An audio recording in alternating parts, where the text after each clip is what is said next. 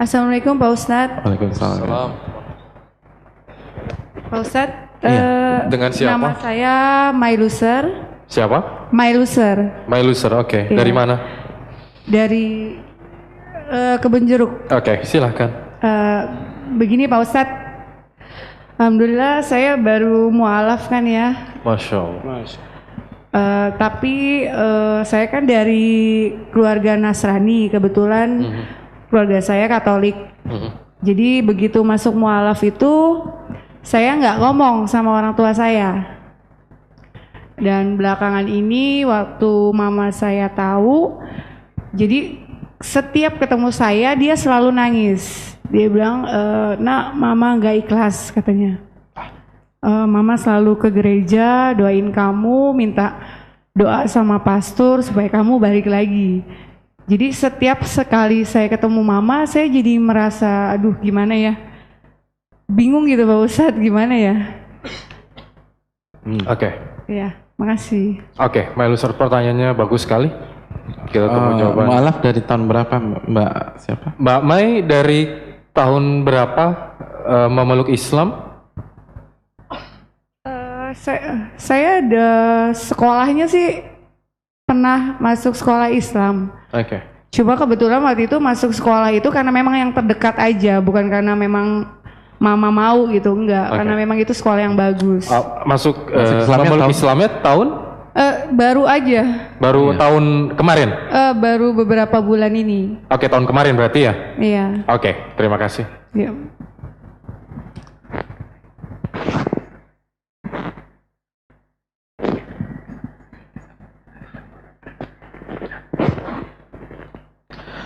Iya, terima kasih Bang. Terima kasih banyak kepada Mbak Mai. Yang pertama itu ujian ya, itu ujian. Dan Allah sudah jelaskan di salah satu ayat di dalam Al-Quranul Karim, wa in jahadaka ala an tusyrika bi ma laysa laka bihi ilm fala tuti'huma wa sahibhuma fid dunya ma'rufah. Dalam surat Luqman ayat 15. Luqman 15, saya ingin ayat ini jadi oleh-oleh secara khusus buat Mbak Mai. Allah menyatakan, apabila kedua orang tuamu berjihad membuat engkau melakukan kesyirikan. Jadi kata kerja yang Allah gunakan itu berjihad. Jadi apabila kedua orang tuamu melakukan segala cara agar Anda murtad lagi, agar Anda melakukan kesyirikan, agar Anda melakukan kekufuran, fala tuti'huma, jangan taat kepada mereka berdua. Dalam case ini, dalam kasus ini, jangan taat. Wasahibhuma fid dunya ma'rufah, dan tetap berbuat baik dan berbakti kepada mereka dari sisi-sisi atau bidang-bidang yang lain. Jadi tetap baik, tetap berkunjung, tetap kasih hadiah, tetap senyum, tetap jadi pendengar yang baik buat mama, tetap jalan bareng. Tapi kalau sudah masuk masalah ini, jangan taat sama sekali. Tidak boleh. Dan ini ujian kita. Dan ini dialami oleh orang-orang yang lebih dulu beriman dari kita. Ini dialami oleh para sahabat. Ini dialami oleh Abu Hurairah. Kita tahu Abu Hurairah punya ibu non-muslim dan baru masuk Islam setelah didoakan oleh Nabi SAW. Dan ini dialami juga banyak para sahabat. Di antara sahabat mengatakan kepada ibunya, kalau mama punya 9 nyawa, lalu nyawa mama hilang satu demi satu, agar saya murtad, saya nggak akan murtad sama sekali. Jadi kalau mama punya 9 nyawa terus bunuh diri, pokoknya kalau kamu nggak murtad, mama bunuh diri nih. Ya udah bunuh diri aja mah, gitu loh. Bunuh diri, mati, nyawa kedua. Lalu kalau kamu nggak murtad, mama bunuh diri lagi. Jangan taat, biarkan katanya. Ya udah bunuh diri aja mah. Untuk masalah ini saya nggak bisa taat. La ta'ata li makhluqin fi ma'siyati khaliq. Tidak ada ketaatan kepada makhluk jika bermaksiat kepada Allah, apalagi diajak melakukan kesyirikan. Itu yang pertama. Yang kedua, ini fase awal ya, fase awal kita masuk ke dalam Islam dan kita keluar dari agama kita sebelumnya. Bisa dipastikan ini fase terberat. Semua fase awal tuh nggak enak. Kita pindah rumah nih, atau kita pindah dari Tulungagung ke Jakarta, dan ini bulan-bulan pertama kita di Jakarta. Nyaman apa enggak? Nggak nyaman, kita masih terasa terasing. Jakarta nggak homey buat kita belum dapat sahabat, kita belum dapat komunitas. Itu hari-hari atau bulan-bulan pertama kita di Jakarta.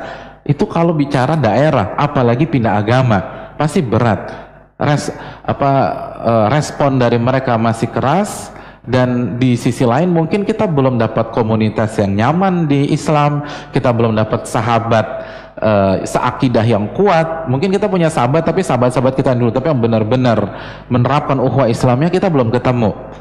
Dan ini tantangan, ini ujian, dan minta terus kepada Allah Subhanahu wa taala, minta kepada Allah, ya muqallibal qulub tsabbit qalbi ala dinik, wahai zat yang membolak-balikan hati, kokohkanlah hatiku di atas agamamu.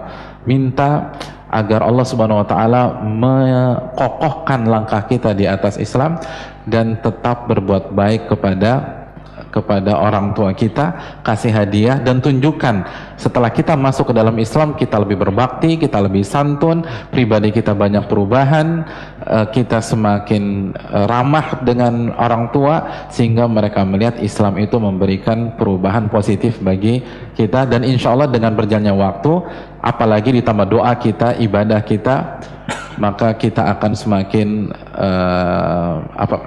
kondisi akan semakin nyaman. Dan jangan lupa tips dari Allah dalam akhir-akhir surat Al-Hijr, fasabbih bihamdi rabbika wa kum minas sajidin. Perbanyak tasbih, perbanyak tahmid, perbanyak zikir kepada Allah, dan perbanyak salat. Jadi begitu mendapatkan omongan-omongan yang melukai, menyakiti, membuat hati kita nggak nyaman dari orang tua kita, walaupun mungkin bukan cacian ya, bukan makian, tapi bukankah kalimat-kalimat di atas kalau diucapkan dari hati ke hati, dari mama ke anak, itu membuat hati anak teriris. Allah katakan fasabbih bihamdi rabbika wa kum minas sajidin. Bertasbihlah, bertahmidlah, berzikirlah, dan bergabunglah dengan orang-orang yang sujud. Mungkin itu. Kalau ketidakikhlasan ibu dari Mbak Mei ini apa bisa mendatangkan kemudorotan bagi Mbak Mei, Ustaz? Maksudnya tadi juga. Ya. Ketidakikhlasan orang tua, bahkan doa orang tua agar kita dapat hidayah bagi mereka ya, quote and quote ya, itu nggak akan ada pengaruh sama sekali. Tidak akan pengaruh, justru itu ujiannya. Makanya kan yang lebih fatal ucapan sahabat tersebut. Kalau mama punya 9 nyawa lalu hilang satu demi satu, artinya bunuh diri lagi, saya tidak akan berpaling dari Islam. Kalau sampai kalimat setajam itu diucapkan oleh para sahabat, itu menunjukkan nggak ada masalah sama sekali. Oke Ustaz, syukran jazakallahu khair. Semoga, dan kita doakan semoga Mbak Mei Allah berikan hidayah dan taufik sampai akhir hayatnya. Amin. Ya. Amin. Oke, silakan Abdul. Oh ya, satu lagi, justru yang bisa memberikan pengaruh doa beliau ya, doa Mbak Mei ke orang tua. Jadi kalau mamanya doakan Mbak Mei agar dapat hidayah dalam tanda kutip, Mbak Mei harus lebih semangat lagi doakan ibunya dapat hidayah. Dan insya Allah doa Mei yang diijabah oleh Allah Subhanahu wa taala. Masya Allah, nice. Amin. Syukran Ustaz, jazakallahu khair. Terima kasih Ustaz.